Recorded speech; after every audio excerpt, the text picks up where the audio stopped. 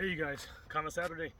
Today's video we are looking at the concept of circles, spirals, and circles being the mother of all motions. Okay, this is in response to a request I got from YouTube where someone was asking to explain the twisting of the fist.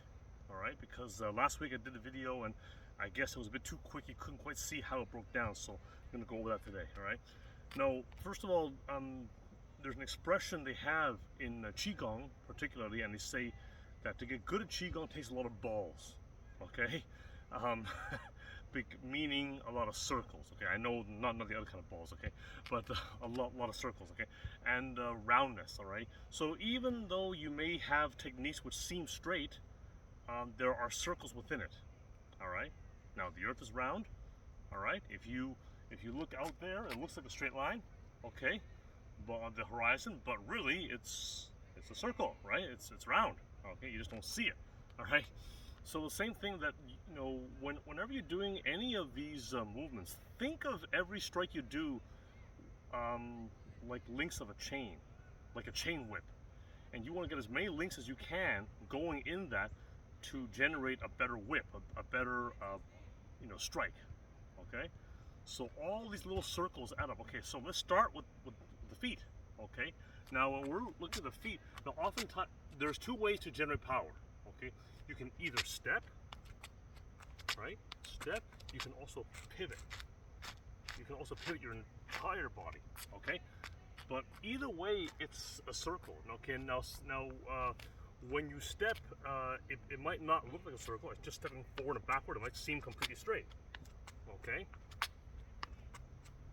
Okay. However, there is a very slight rotation as you step forward. Okay, as I step forward, my hips are still twisting this way or twisting this way. If I'm going to throw my lead hand forward, this way. If I'm coming my rear hand forward, it's this way. So there is a little circle there as well. It may seem straight, but there is a circle.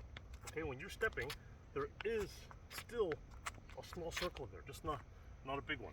All right. Okay. Then and now we're moving up. So we did the feet, the hips. Okay. Now the waist. Okay. There is a circle there as well. All right. And when you look at the Wing Chun system, when you do the shifting, all right, shifting is also a circular motion because here, if I do shifting here, I'm pivoting, and my body is going in a circular motion, okay? And my hands may be going straight, although not entirely, I'll get to that in a second, okay? But my body is going in a circular motion. Now, we also do something where my feet move the same way, but my waist will twist. So there's another circle. See, so there's circles everywhere, okay? The feet, the hips, the waist, okay? Circles everywhere, okay? And there's a section here when we do this. Now, some people will just do that, which is okay. But the way we like to do it is a little circle like that, because then this arcing motion like that is difficult for opponents to resist that, to fight that, okay? So there's another circle, okay? So there's even more circles. It keeps adding up, right? See? Okay, all right. Okay, and then now we're going to get to the shoulders, okay? And the shoulders, there is a rotation this way, okay? When you step in, of course, last week we were talking about how the opposite shoulder has a pull back in order to propel the striking arm forward, okay? So again, there's the circles again, right? Like here, there's a circle. See, if I'm doing particularly like an uppercut or hook punch, then you have a lot of circles there, because then there's the circular, the rotation of the foot, rotation of the body, rotation of the shoulders. See, and the waist too. See, so it's everything. See, you see how many circles there are. All right. So even if you think that something is a straight technique, whatever, there are plenty of circles. Okay, and now let's get to the hand again, okay, where it is all, okay. So the hand, you see the hand, twisting of the hand, it's only the last link of the chain, Okay, you got all these other circles that are working together. That's only the last one. Okay, all right. So a lot of people will only focus on that, but remember something. That will have no effect. It will be a very poor technique unless you have all those other circles working with it. You see, there's a lot of stuff there, okay? And you see why this stuff takes a long time to actually get good at, because there's so many little things to work on, okay? It's not about learning 10,000 techniques, it's about learning a small number of them, but learning them well with good biomechanics. This is something a lot of people don't understand, okay? There are some systems, not going to name any specifics, but there are some systems out there, I can think of some teachers, I should say, actually, that focus too much on there's just so many techniques, and it's just ridiculous, okay?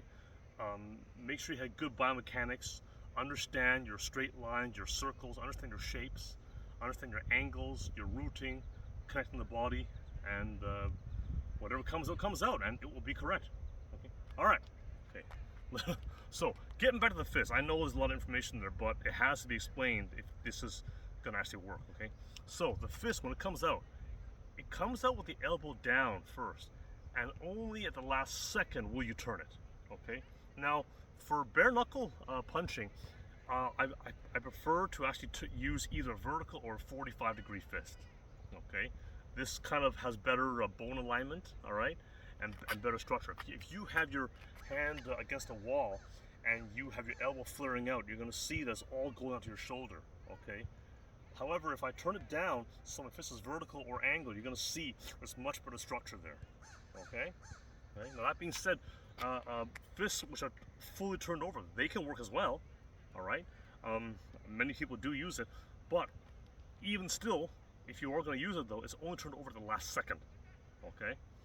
Okay, so oftentimes it turned over actually inverted, so it's not actually completely horizontal, but it's actually inverted this way. Okay?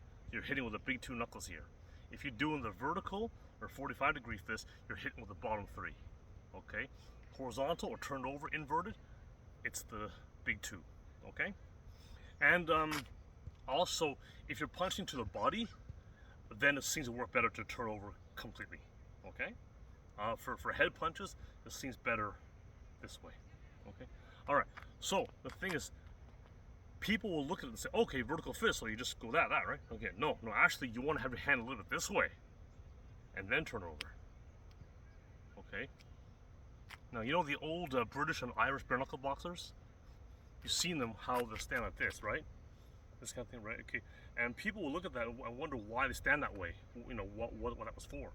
Well, in the old days, you actually were allowed to use knees, you were allowed to use stand-up grappling techniques, and other things too, okay? So that's why when it was down here, you know, yeah, if someone tried to come in a bit lower, you know, you could do something, maybe, okay? There were other things they might use. They also threw punches at weird angles. Sometimes they threw punches like this way, like that, coming around from the side. So, you know,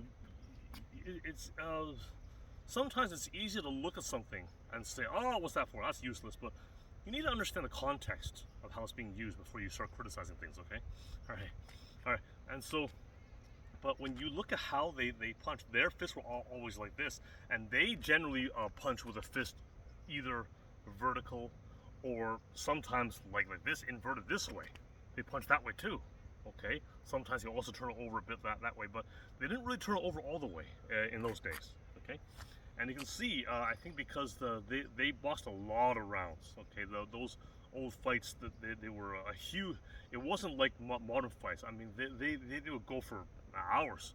It was crazy, you know, they have 30 rounds or something crazy like that, okay? So they had to really protect their hands, all right? And that seemed to be a better way to punch with them, okay?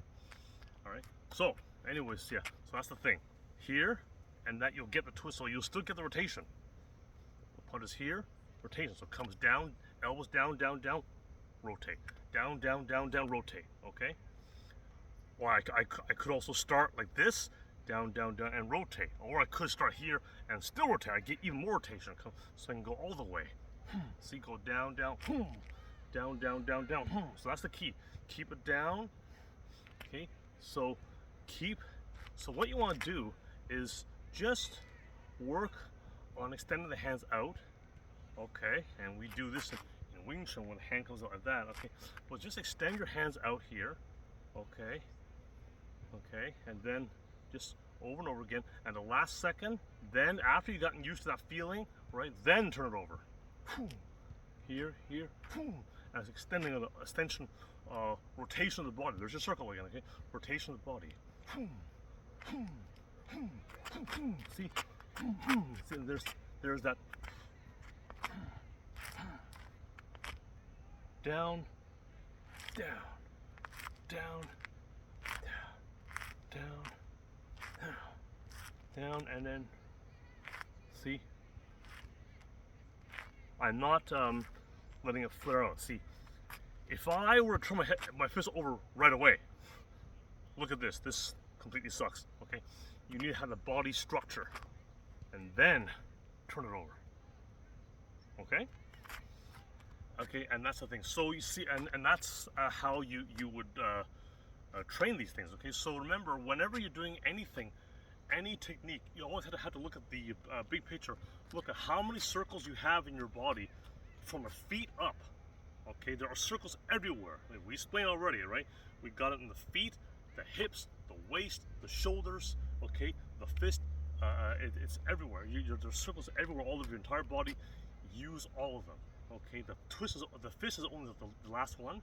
Okay, but make sure when you do it properly, right? Keep the elbow down, and then only the last second twist it. Okay, and that's the way to do it. So the fist may be held this way, may go vertical, may go 45 degree, may go horizontal maybe, or may go inverted. Okay, that's the thing. But just remember, don't turn it too early. Okay, that's the key. Okay, and you're gonna find that I mentioned before, and some people just don't seem to get it. But there are many angles of fists, and I don't know why people are so stuck upon doing only one way.